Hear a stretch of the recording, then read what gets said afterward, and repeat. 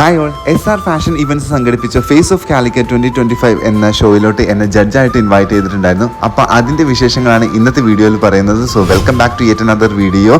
രാവിലെ തന്നെ mojo wedding റൂമിലോട്ട് പോയിട്ടുണ്ടായിരുന്നു. ഇവിടെ പുതിയ കുറേ കളക്ഷൻസ് വന്നിട്ടുണ്ട് കേട്ടോ. റെൻ്റൽ ഔട്ട്ഫിറ്റ്സ് ആണ് നിങ്ങൾ നോക്കുന്നുണ്ടെന്നുണ്ടെങ്കിൽ തീർച്ചയായും തിരൂരിലെ BP അങ്ങാടിയിലുള്ള മോജോ വിസിറ്റ് ചെയ്യുക. ഈ ഒരു യെല്ലോ ജുബയാണ് ഞാൻ എടുത്തിട്ടുണ്ടായിരുന്നത്. അതിൻ്റെ ഡീറ്റെയിൽ ഫാബ്രിക്സ് കണ്ടു, എനിക്ക് ഭയങ്കരമായിട്ട് ഇഷ്ടപ്പെട്ടു.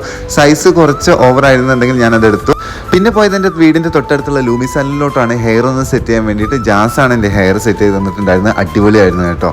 അത് കഴിഞ്ഞ് ഞാനിതേ ബസ് വെയിറ്റ് ചെയ്ത് നിൽക്കുകയാണ്. നല്ല മഴയുണ്ടായിരുന്നു. രാമനാട്ടുകരയാണ് ഫംഗ്ഷൻ വരുന്നത്. അതുകൊണ്ട് തന്നെ ബസ്സിന് പോകുമെന്ന് വിചാരിച്ചു. കുറേ കാലത്തിന് ശേഷം കേട്ടോ ഞാൻ ബസ്സിൽ പോകുന്നത്. അപ്പോൾ എനിക്ക് ഭയങ്കര എക്സൈറ്റഡ് ആയിട്ട് തോന്നി. കാരണം സാധാരണ ബൈക്കിലാണ് പോകുക, അല്ലെങ്കിൽ ട്രെയിനിൽ. അപ്പോൾ രാമനാട്ടുകാരെയുള്ള സുരഭി മോളിലായിരുന്നു ഫംഗ്ഷൻ വരുന്നത്. ലസ് ബ്യൂട്ടി സലൂണാണ് നമുക്ക് മേക്കപ്പ് പ്രൊവൈഡ് ചെയ്യുന്നത്. ഷമാ മാമാണിത്. മാം അവിടെ വീഡിയോസിനൊക്കെ പോസ്റ്റ് ചെയ്തുകൊണ്ടിരിക്കുകയായിരുന്നു. അപ്പോൾ ലഷ് ബ്യൂട്ടി സലൂണിൽ മേക്കപ്പിന് വേണ്ടി റെഡിയായി. അപ്പോൾ ആദ്യം ഞാൻ കോസ്റ്റ്യൂം ചേഞ്ച് ചെയ്തു. കോസ്റ്റ്യൂം എനിക്ക് ഭയങ്കര ഇഷ്ടപ്പെട്ടു. കണ്ടവരൊക്കെ ഭയങ്കര അഭിപ്രായം പറഞ്ഞിട്ടുണ്ട്, നല്ല കളറാണെന്നൊക്കെ ഉള്ളത്. അങ്ങനെ ഇത് മേക്കപ്പ് സ്റ്റാർട്ട് ചെയ്യാൻ പോവുകയാണ്. അങ്ങനെ ലഷ് ബ്യൂട്ടി സലൂണിലുള്ള യൂസഫ് ബായി ആണ് എനിക്ക് മേക്കപ്പ് ചെയ്തിട്ടുണ്ടായിരുന്നത്. പുള്ളിക്കാരൻ ഭയങ്കര ഫ്രണ്ട്ലി ആയിരുന്നു കേട്ടോ. നമ്മൾ ഭയങ്കരമായിട്ട് കംഫർട്ടാക്കി വെച്ചിട്ടായിരുന്നു മേക്കപ്പ് ചെയ്തിട്ടുണ്ടായിരുന്നത്. അടിപൊളി സർവീസ് ആയിരുന്നു. മേക്കപ്പിൻ്റെ ക്ലോസ് ലുക്കാണിത്. എനിക്ക് ഭയങ്കരമായിട്ട് ഇഷ്ടപ്പെട്ടു. ഭയങ്കര ഫിനിഷിംഗ് ആയിരുന്നു. ഇത് മഞ്ജുഷ മാമും മറ്റു പാർട്ട്നേഴ്സും ആണ്. അവരുടെ കൂടെയൊക്കെ ഫോട്ടോസൊക്കെ എടുത്തിട്ടുണ്ടായിരുന്നു. ലഷ് ബ്യൂട്ടി സലൂണിൽ നിങ്ങൾ എന്തായാലും രാമനാട്ടുകര സുരഭി മോളിൽ വരുമ്പോൾ വിസിറ്റ് ചെയ്യുക. അടിപൊളിയാണ്. അപ്പോൾ ഇതാണ് നമ്മുടെ വെന്യൂ വരുന്നത്.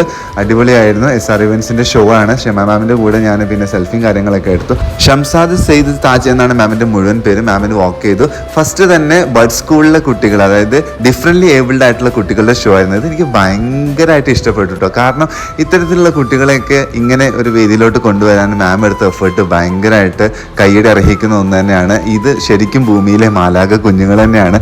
അവർക്ക് റാമ്പിലെ റൂൾസോ കാര്യങ്ങളോ ഒന്നും അറിയില്ല, പക്ഷെ അവരത് ഭയങ്കരമായിട്ട് എൻജോയ് ചെയ്യുന്നുണ്ടായിരുന്നു. അവരുടെ ടീച്ചേഴ്സ്, അതേപോലെ ഷോ സ്റ്റോപ്പറാണ് ഇത്. അവരുടെ ടീച്ചേഴ്സിനെടുത്ത എഫേർട്ടിന് ഭയങ്കരമായിട്ട് കൈയ്യടി കൊടുക്കണം. അപ്പോൾ അവർക്ക് അവിടെ വെച്ചിട്ട് ഹോണറിങ് ചെയ്തിട്ടുണ്ടായിരുന്നു. അങ്ങനെ ബ്യൂട്ടി പേജിലുള്ള ജഡ്ജിങ് പാനലായിരുന്നു ഇത്. ഫെബിയും ഷാജാനിക്കയും ഞാനും ആയിരുന്നു. അങ്ങനെ ഷോ സ്റ്റാർട്ട് ചെയ്തു. ഏകദേശം 10ഓളം കാറ്റഗറിയിലായിട്ടുള്ള മത്സരങ്ങൾ ഉണ്ടായിരുന്നു കേട്ടോ. അതായത് super kid, junior kid female, junior kid male, അതേപോലെ തന്നെ senior kid female, senior kid male, teenagers, trans, Mrs, plus size category, mister, അങ്ങനെ ഏകദേശം 10ഓളം കാറ്റഗറിയിലുള്ള മത്സരങ്ങൾ ഉണ്ടായിരുന്നു. കുട്ടികളൊക്കെ വളരെ അടിപൊളിയായിട്ട് ചെയ്തു. അതിൻ്റെ ഇടയിൽ പാട്ടും ഡാൻസും, അതേപോലെ തന്നെ ഡിസൈനർ കമ്പനീസിൻ്റെ ഡിസൈനർ ഷോക്കേസും ഉണ്ടായിരുന്നു. ഏകദേശം 4-4:30 ആയപ്പോഴാണ് ഇവൻ്റ് തുടങ്ങിയിട്ടുണ്ടായിരുന്നത്. തീർന്നപ്പോൾ ഏകദേശം 1:30 മണിയായി. അനീഷാണ് ആങ്കറിങ് ചെയ്തിട്ടുണ്ടായിരുന്നത്. അനീഷ് അത് വളരെ ബ്യൂട്ടിഫുൾ ആയിട്ട് ചെയ്തു. ഫസ്റ്റ് റൗണ്ടിൽ എല്ലാവരും ട്രഡീഷണൽ ലുക്കിലാണ് വന്നിട്ടുണ്ടായിരുന്നത്. അതിനുശേഷം ഇൻട്രസ്റ്റിംഗ് ആയിട്ടുള്ള ഒരു റാമ്പ് വാക്ക് ഉണ്ടായിരുന്നു. അതായത് ഹരിത കർമ്മസേനയുടെ അവരുടെ ഗ്രൂമിംഗ് വീഡിയോസ് കാണാൻ തന്നെ ഭയങ്കര രസമായിരുന്നു. ഇതും വളരെ സന്തോഷമുള്ള ഒരു കാര്യമായിട്ട് തോന്നി. കാരണം ഇവരൊക്കെ സ്റ്റേജിൽ എത്തണമെന്നുണ്ടെങ്കിൽ അത് ഭയങ്കര ഒരു എഫേർട്ട് എടുത്താൽ മാത്രം സംഭവിക്കുന്ന കാര്യമാണ്. അവരൊക്കെ ഭയങ്കര ഹാപ്പി ആയിരുന്നു. അങ്ങനെ ലഷ് ബ്യൂട്ടി സലൂൺ അവർക്കൊരു ഓവറോൾ ചാമ്പ്യൻഷിപ്പ് ട്രോഫി എല്ലാം കൊടുത്തിട്ടുണ്ടായിരുന്നു. അത് അവർ സന്തോഷത്തോടെ ഏറ്റുവാങ്ങി. അപ്പോൾ ഇതാണ് ലഷ് ബ്യൂട്ടി സലൂണിൻ്റെ പാർട്ട്നേഴ്സ്. പിന്നെ വരുന്നത് സീനിയർ കാറ്റഗറിയിലുള്ള കുട്ടികളുടെയും ടീനേജേഴ്സിൻ്റെയും മിസ്റ്ററും എല്ലാം കോമ്പറ്റീഷൻസ് ഉണ്ടായിരുന്നു. സാധാരണ ഈ കുട്ടികളുടെ ഫാഷൻ ഷോയിൽ പേജൻ്റായിട്ട് പോകുന്നത് എനിക്ക് ഭയങ്കര ബുദ്ധിമുട്ടുള്ള കാര്യമാണ്. കാരണം അവരുടെ പാരൻസ് അത് ഏറ്റെടുത്തിട്ട് മത്സര റിസൾട്ട് എന്തായിട്ടുണ്ടെങ്കിലും ഫസ്റ്റ് കിട്ടില്ല എന്ന് പറഞ്ഞ് പ്രശ്നം ഉണ്ടാക്കാറുണ്ട്.